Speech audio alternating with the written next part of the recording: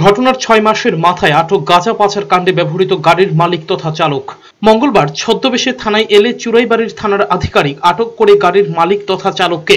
ঘটনার বিবরণী জানা গেছে 2018 সালের 2 নভেম্বর চুরাইবাড়ি থানার পুলিশ WB59A5341 নম্বরের 12 চাকার লরি থেকে গাঁজা উদ্ধার করে। আটক করা হয়েছিল গাড়ির মালিক তথা চালক রাজু সিংকে। বাজেয়াপ্ত করা হয় লরিটি, কিন্তু থানা থেকেই পালিয়ে যায় রাজু সিং। এই ঘটনায় সাময়িক বরখাস্ত করা হয় পুলিশ আধিকারিক শুক্রমণি দেববর্মাকে। সম্প্রতি আদালতে আবেদন মূলে গাড়িটি থানা থেকে ছাড়িয়ে নিতে ছদ্মবেশে থানায় উপস্থিত হন রাজু সিং। পুলিশ আধিকারিকরা সিসি ক্যামেরার সেদিনের ফুটেজ বুদ্ধিমত্তার সঙ্গে মিলিয়ে দেখে রাজু সিংকে আটক করে।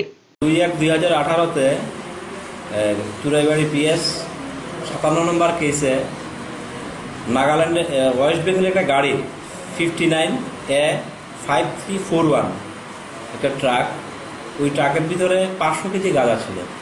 তো ওই গাড়িটাকে যখন তল্লাশি করানো হয় তখন যে ড্রাইভার ছিল, ড্রাইভারকে আমরা অ্যারেস্ট করতে পারিনি, ড্রাইভার চলে গিয়েছিল।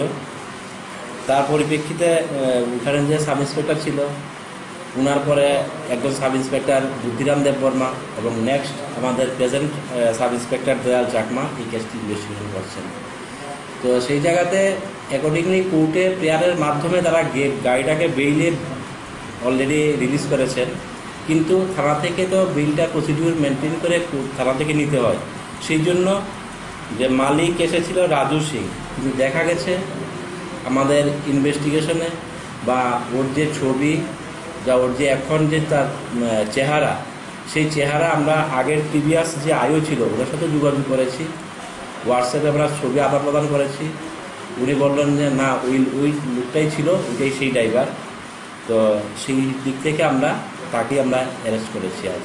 এই গাড়ির ড্রাইভার হিসাবেই উনি ইনভলভমেন্ট। তো এখন যেহেতু আমরা ড্রাইভার হিসেবে আমরা অ্যারেস্ট করতে পেরেছি, ড্রাইভারই হোক বা গাড়ির ওনারই হোক, আমরা যেহেতু বুঝতে পেরেছি উনিই ছিলেন ওই দিন গাড়িতে, এখন আমাদের ইন্টারোগেশন করার পরিপ্রেক্ষিতে আমরা আসলে দেখব আসলে উনিই সত্যিকারের জড়িত ছিলেন কিনা, গাড়ির ড্রাইভার কিনা, ওনার কিনা, আমরা সমস্ত কিছু তদন্ত করে দেখব। বুধবার আটক লরির মালিক তথা চালককে আদালতে সোপর্দ করা হয়েছে। ব্যুরো রিপোর্ট, চ্যানেল 3 রাত।